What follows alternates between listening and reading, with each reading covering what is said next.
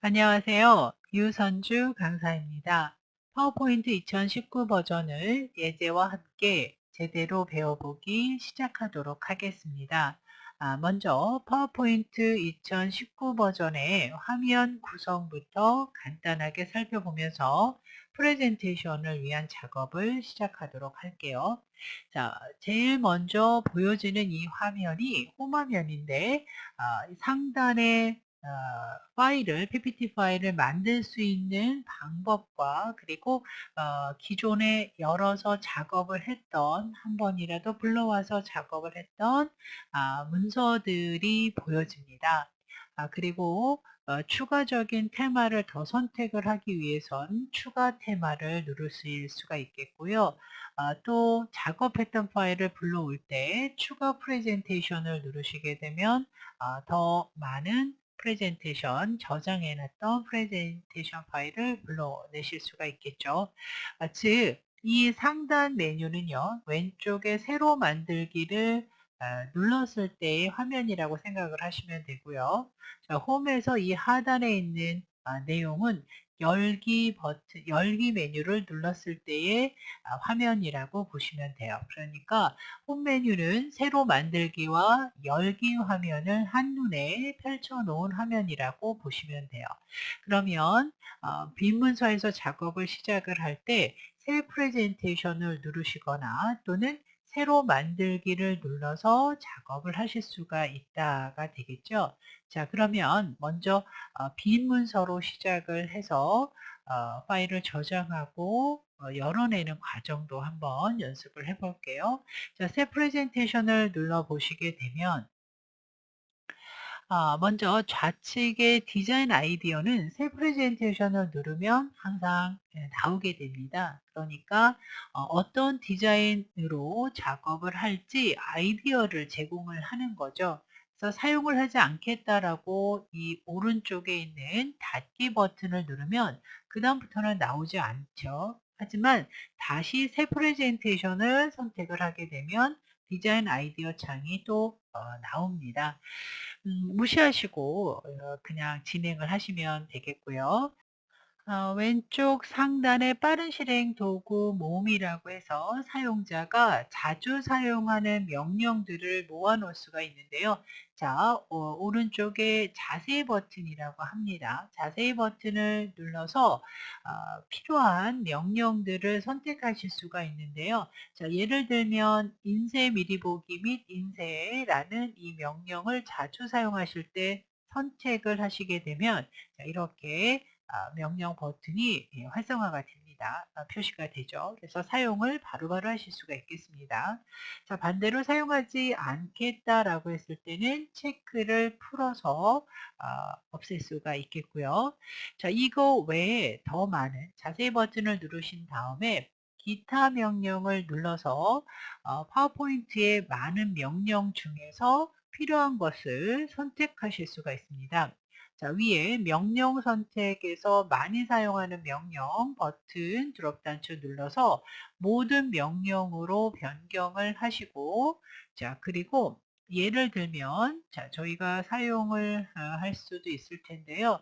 자, 도형 병합을 하나 찾아보세요.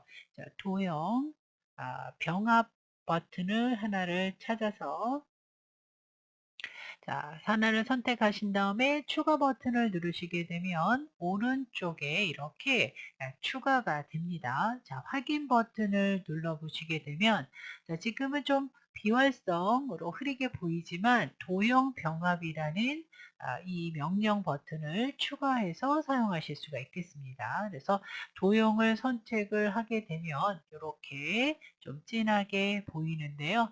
자, 이 도형 병합은 나중에 또 사용을 하도록 하겠습니다. 그래서 추가를 해 놓으시면 되겠고요. 자, 이 빠른 실행 도구 모음은 또 이렇게 왼쪽 상단 위에다 놓지 않고요. 리본 메뉴 아래에 표시한다라고 했을 때는 이 도구가 이 아래쪽으로 내려가서 표시가 됩니다. 그래서 사용자에 따라서 작업이 편리한 곳으로 이동을 하실 수가 있는데요. 자, 다시 배치를 리본 메뉴 위에 표시하겠다라고 변경을 하도록 할게요. 자, 그렇다면 리본 메뉴는 뭐냐라고 하시면 바로 이 아래쪽에 있는 그 명령들을 말하는데요. 자, 파일 메뉴, 홈 메뉴, 삽입 메뉴, 자, 것들을 탭이라고 이제 말하는데요. 홈 탭, 삽입 탭, 디자인 탭. 우리가 이제 프로그램을 익힐 때 상단에 있는 이 것들을 우리가 주로 이제 메뉴라고 많이들 불러왔었죠. 그래서 그냥 홈 메뉴라고 하셔도 돼요. 삽입 메뉴. 자, 그런데 공식적인 명칭은 홈 탭, 삽입 탭, 디자인 탭 이렇게 탭으로 번역이 되어 있으니까 알아두시면 되겠고요. 자, 그래서 홈 탭 그룹을 누르시게 되면 이 아래쪽에 떠 있는 명령들을 리본 메뉴라고 합니다. 그래서 리본 메뉴들의 이 탭을 누를 때마다 리본 메뉴들이 바뀌는 것을 보실 수가 있고요. 이 리본 메뉴는 이렇게 그룹으로 나눠져 있습니다. 그래서 이 그룹별로 가서 이 명령들을 찾으시면 되는데요. 이 그룹에 보면 이렇게 작은 버튼이 붙어 있는 그런 그룹이 있고 그렇지 않은 그룹이 있는데요.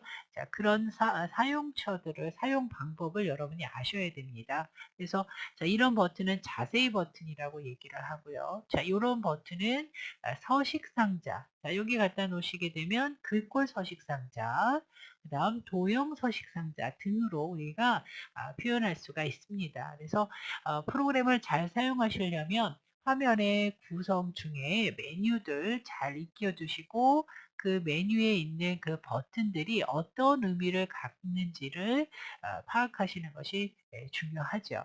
자, 오른쪽 하단에 보시게 되면 리본 메뉴 축소 버튼이라고 해서 자, 이 버튼을 눌러 주시게 되면 지금 말씀드렸던 그 리본 메뉴가 감춰지죠. 그리고 홈 탭 구조만 남아 있는데요. 자, 이것을 다시 원상복귀를 하시려면 오른쪽 상단에 리본 메뉴 표시 옵션이 있는데요. 자, 이 부분을 눌러서 탭 및 명령 표시를 클릭을 하면 다시 리본 메뉴가 활성화가 됩니다. 자, 그래서 축소 버튼과 다시 원 상태로 되돌릴 때 리본 메뉴 표시 옵션을 이용하시면 되는데요. 리본 메뉴 표시 옵션에서 탭 표시만 만약에 누르신다면 자, 이렇게 리본 메뉴가 축소가 되기도 하고요. 다시 펼칠 때 굳이 리본 메뉴 표시 옵션을 누르지 않아도 이 홈 탭, 삽입 탭, 이 탭을 더블 클릭을 해도 됩니다. 그래서 사용자 중에 이 버튼이 눌러져 있는지 모르고 사용을 하실 때 이 리본 메뉴를 다시 꺼내오는 방법을 리본 메뉴 표시 옵션에서 하셔도 되고요. 더블 클릭을 해서 빠르게 활성화를 시키실 수도 있다라고 보시면 되겠습니다. 자, 그리고 화면을 보시게 되면 좌측에 있는 이 영역을 축소판 그림 형식이라고 해서 슬라이드를 미리 보기 할 수 있는 영역으로 해석을 하시면 되는데요. 자, 이 좌측의 축소판 그림과 오른쪽의 편집 영역이죠. 슬라이드 화면의 경계선에다 놓고 좌우로 드래그를 하시게 되면 영역을 조절해서 사용하실 수가 있겠죠. 자, 왼쪽으로 좀 끌어서 슬라이드 작업 환경을 넓게 보실 수가 있겠습니다. 왼쪽 하단에 보시게 되면 현재 슬라이드와 슬라이드 번호와 총 슬라이드를 확인하실 수가 있겠고요. 가운데 보시면 슬라이드 노트라고 해서 이 슬라이드와 관련된 발표자, 작업자의 생각을 정리할 수 있는 그런 노트 화면이 나옵니다. 쇼를 할 때는 나오지 않는 영역이죠. 그래서 간단한 슬라이드에 대한 메모를 입력할 수 있는 그런 공간인데요. 다시 누르시게 되면 가려지죠. 그래서 기본 화면은 슬라이드 노트가 가려진 상태이기 때문에 필요할 때 눌러서 사용하시면 되겠고요. 메모는요. 이 슬라이드의 개체나 특별한 상황을 메모로 표시하실 수가 있습니다. 그래서 메모 기능이 있고요.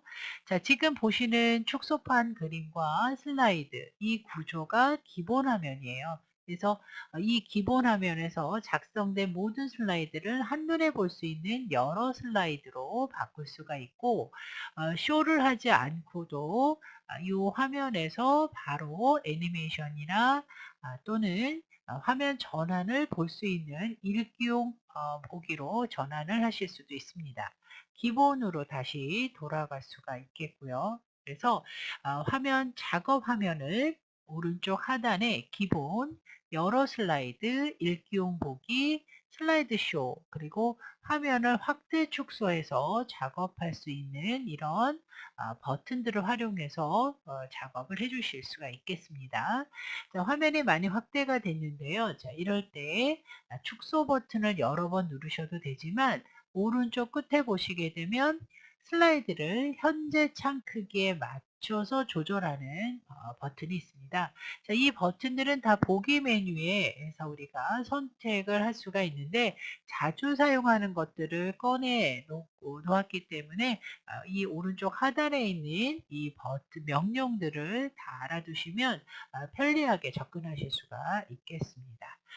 자, 지금 현재 보기 메뉴를 눌러 보시게 되면 눈금자, 자, 상단 좌측에 눈금자 표시를 하시고, 지금 열십자 모양의 점선, 안내선 표시가 되어 있는데, 안내선 표시 이렇게 풀어 놓으실 수 있습니다. 그래서 처음에 화면을 보셨을 때 눈금자와 안내선은 체크가 안 되어 있는 상태가 기본 값이죠. 그래서 그 부분을 작업에 따라서 눈금자가 필요할 때 선택하시고 안내선이나 눈금선이 필요하다면 이렇게 보기 메뉴에서 선택을 하실 수가 있겠습니다. 자, 이렇게 화면의 구성들을 여러분들이 이제 살펴보셨고요. 다음은 테마를 이용해서 프레젠테이션 한번 작성을 해보도록 할 텐데요. 파일 탭을 눌러서 자, 새로 만들기 눌러보시고 빈 문서에서 시작을 할지 아니면 테마 또는 서식을 선택해서 할지를 고르실 수가 있는데요. 새 프레젠테이션을 선택을 했을 때 자, 이렇게 파워포인트에서 제공되는 디자인 아이디어를 가지고 작업을 시작을 하실 수가 있겠습니다. 자, 이런 아이디어를 가지고 만약에 사용을 하겠다라고 했을 때 클릭을 하면 자, 이렇게 이 테마를 이용해서 작업을 해 나가실 수가 있겠고요. 자, 이 열려 있는 파일은 닫겠습니다. 저장하지 않고 닫고요. 다시 파일 탭을 눌러서 새로 만들기. 그래서 새 프레젠테이션으로 시작할 때도 디자인 아이디어를 제공받을 수가 있겠고요. 자, 만들기 전에 빈 문서로 시작하지 않고 내가 이런 다양한 서식을 이용해서 작업을 하겠다라고 했을 때 이렇게 제공되는 테마들 중에서 하나를 선택을 해 보도록 하겠습니다. 자, 이렇게 선택을 하면 이 테마에 작성된 슬라이드를 이렇게 하나씩 보여줍니다. 다른 이미지 이렇게 눌러서 버튼을 눌러서 보실 수가 있겠고요. 이 테마의 색상, 테마도 고르실 수가 있습니다. 자, 이렇게 다양한 테마를 선택을 해서 만들기를 진행하시면 되는데 지금 선택한 이 테마가 마음에 들지 않았을 때는 이 이전과 그리고 다음 버튼을 활용해서 마음에 드는 테마를 고르실 수가 있겠습니다. 자, 이 테마를 선택을 하고 색상을 고르신 후에 만들기 버튼을 누르시게 되면 자, 이렇게 새로운 프레젠테이션을 선택한 테마에서 진행을 하실 수가 있겠습니다. 자, 또 이 창을 닫겠습니다. 저장하지 않고 닫겠습니다. 자, 파일 메뉴 다시 한번 눌러서 파일 탭을 눌러서 새로 만들기. 자, 그러면 이렇게 제공되어 있는 이 테마들 외에 내가 더 많은 테마를 찾고자 할 경우에는요. 자, 이 상단에 돋보기 버튼이 있는 즉 검색 상자라고 하는 이 부분에다가 작업하고자 하는 주제, 예를 들면 내가 교육과 관련된 PPT 파일을 만들겠다라고 했을 때 교육이라고 입력을 하시고 엔터를 치게 되면 이제 온라인 서식 테마들을 찾아서 보여주는데요. 자, 이것은 여러분이 입력하는 시점에서 조금씩 달리 보일 수가 있겠습니다. 그래서 하나를 선택을 하셔서 이 3D 모델, 3D 파워포인트 프레젠테이션의 경우는 2019 버전에서만 사용을 하실 수가 있습니다. 그래서 2019 버전의 새로운 기능 중에 3D 그림을 3D 슬라이드를 작성할 수가 있다라는 거 저는 이제 과정 중에서 설명을 드리도록 하고요. 그래서 교육이라는 테마로 작업을 하기 위해서 한번 써보셨고요. 자, 이번에는 여행이라고 한번 써보도록 하겠습니다. 자, 여행 쓰시고 입력을 하면 여행과 관련된 디자인 서식 파일들이 제공이 됩니다. 역시 조금씩 차이가 있을 건데요. 자, 이 중에서도 역시 하나를 선택을 해서 자, 그리고 이전 또는 다음 버튼을 눌러서 또 한번 찾아보시면 되고요. 자, 만들기 눌러보도록 하겠습니다. 자동차 여행 사진 앨범을 선택을 했네요. 제가 자, 요거를 선택을 해서 만들기를 누르게 되면 이 테마에서 제공되는 여러 개의 슬라이드를 만나실 수가 있는데요. 자, 여러 슬라이드 보기 한번 눌러보도록 할게요. 자, 총 8개의 슬라이드로 작성된 테마인데요. 여러분들은 이 각각의 슬라이드에 원하는 그림과 글자를 넣어서 아주 간단하게 프레젠테이션 파일을 제작하실 수가 있겠습니다. 자, 다시 기본 화면으로 돌아가서 자, 여기서 작업을 다 하셨다라고 보고 이 PPT 파일을 저장을 하도록 하겠습니다. 자, 왼쪽 상단에 보시게 되면 저장 버튼, 빠른 실행 도구에서 선택하시는 방법이 있고요.